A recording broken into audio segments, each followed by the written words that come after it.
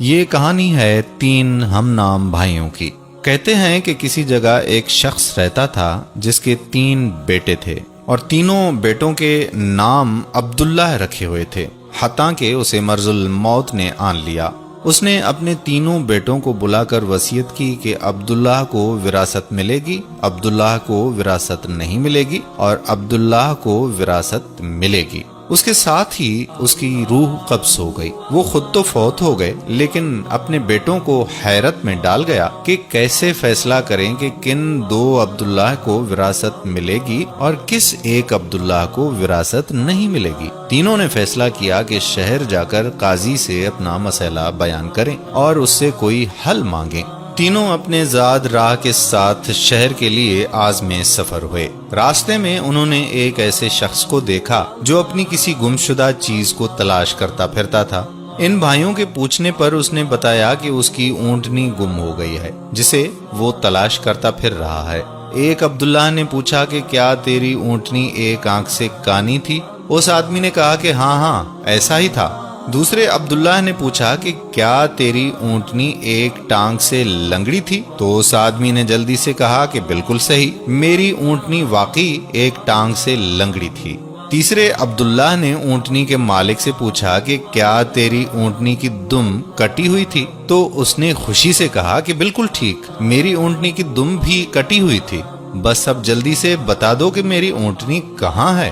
تینوں عبداللہ نے مل کر جواب دیا کہ بخدا ہمیں آپ کی اونٹنی کے بارے میں کوئی علم نہیں، ہم نے اسے ہرگز نہیں دیکھا۔ اونٹنی کا مالک ان کی یہ بات سن کر غصے سے پاگل ہو گیا۔ اس نے فیصلہ کیا کہ ان تینوں کو کھینچ کر قاضی کے پاس لے جائے۔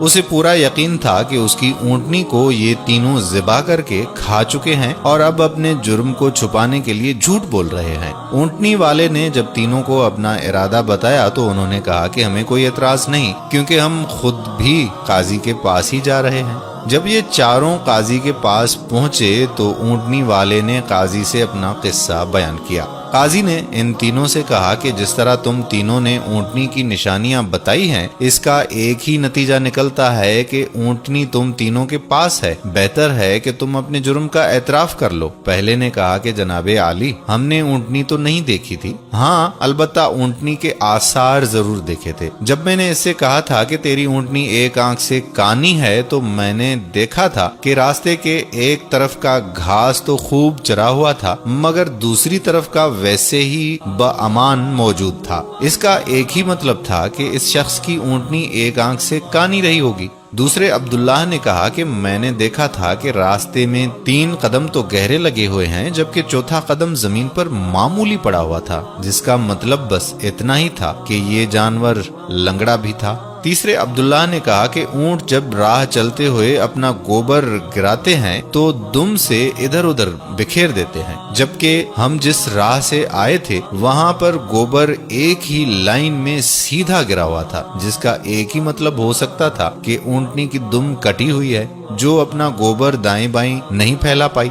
قاضی نے بغیر کسی دیر کے اس آدمی کی طرف دیکھا اور کہا کہ تم جا سکتے ہو، تمہاری اونٹنی ان لوگوں کے پاس نہیں ہے اور نہ ہی انہوں نے اسے دیکھا ہے۔ اونٹنی والے شخص کے جانے کے بعد ان تینوں بھائیوں نے قاضی سے اپنا قصہ بیان کیا، جسے سن کر قاضی بہت حیران ہوا۔ ان تینوں سے کہا کہ تم آج کی رات مہمان خانے میں ٹھہرو، میں کل تمہیں سوچ کر کوئی حل بتاؤں گا۔ یہ تینوں مہمان خانے میں جا کر ٹھہرے تو انہوں نے محسوس کیا کہ ان کی نگرانی کی جا رہی ہے۔ کچھ دیر کے بعد ان کے لیے کھانا لایا گیا جو گوشت کے پکے ہوئے سالن اور روٹیوں پر مشتمل تھا۔ پہلے نے کھانے کو دیکھتے ہی کہا کہ یہ سالن کتے کے گوشت کا بنا ہوا ہے۔ دوسرے نے کہا کہ روٹیاں جس عورت نے پکائی ہیں وہ حمل کے ساتھ اور پورے دنوں سے ہے۔ تیسرے نے کہا کہ یہ قاضی حرام کی اولاد ہے۔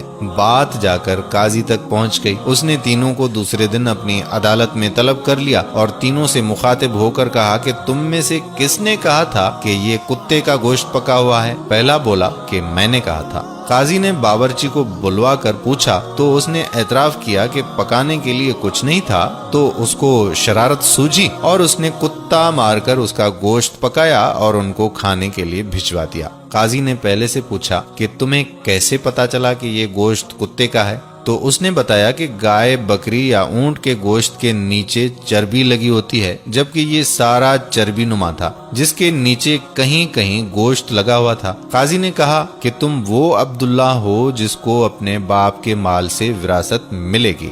قاضی نے دوبارہ ان سے مخاطب ہو کر پوچھا کہ کس نے کہا یہ روٹیاں ایسی عورت نے بنائی ہیں جو 9 ماہ کے حمل کے ساتھ ہے اور اپنے پورے دنوں سے ہے؟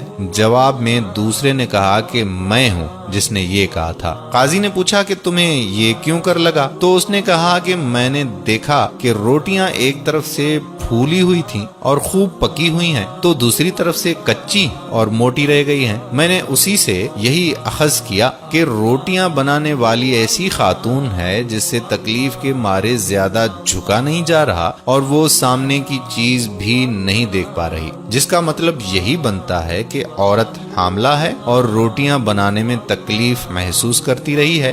قاضی نے اس دوسرے سے بھی کہا کہ تم وہ عبداللہ ہو جسے اس کے باپ کی ملکیت سے حصہ ملے گا۔ پھر قاضی نے تینوں سے مخاطب ہو کر پوچھا کہ یہ کس نے کہا تھا کہ میں ولد الحرام ہوں؟ تیسرے نے جواب دیا کہ یہ میں نے کہا تھا۔ قاضی اٹھ کر اندر گیا اور اپنی ماں سے پوچھا کہ کیا یہ سچ ہے کہ وہ حرامی ہے؟ تو اس کی ماں نے کہا کہ یہ سچ ہے کہ تم حرام کے ہو۔ قاضی نے واپس آ کر اس تیسرے عبداللہ سے پوچھا کہ تمہیں کیوں کر معلوم ہوا کہ میں حرامی ہوں؟ تو اس نے جواب دیا کہ اگر تم حلالی ہوتے تو مہمان خانے میں ہم پر نگرانی نہ مقرر کرتے، نہ ہی کتے کا گوشت پکوا کر ہمیں کھانے کے لیے بھجواتے اور نہ ہی کچی روٹیاں کسی مظلوم عورت سے بنوا کر ہمیں کھلواتے۔ قاضی نے اس سے مخاطب ہوتے ہوئے کہا کہ تم وہ عبداللہ ہو جسے اس کے باپ کے مال سے ورثہ نہیں ملے گا۔ تیسرے نے حیرت کے ساتھ قاضی کو دیکھا اور پوچھا کہ مگر ایسا کیوں ہے؟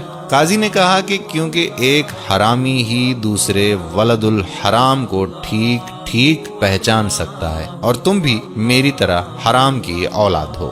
وراثت پانے والے دونوں عبداللہ اپنی ماں کی طرف لوٹے اور دریافت کیا کہ ہمارے تیسرے بھائی کا کیا ماجرا ہے؟ تو ان کی ماں نے کہا کہ تمہارا باپ ایک بار صبح کی نماز پڑھنے مسجد گیا تو اس عبداللہ کو دروازے پر رکھا ہوا پایا تھا، اسے گھر لایا، اس کا نام بھی تم دونوں جیسا یعنی عبداللہ رکھا اور اس کی پرورش کی۔ تو دوستو ایسی ہوتی ہیں عربوں کی حکایتیں جن میں حکمت کے درس بھی ہوتے ہیں۔ مضمون عربی سے لے کر آپ کے لیے ترجمہ کیا گیا تاکہ آپ کی خدمت میں پیش کیا جا سکے۔ اس ویڈیو کو زیادہ سے زیادہ شیئر کیجیے گا۔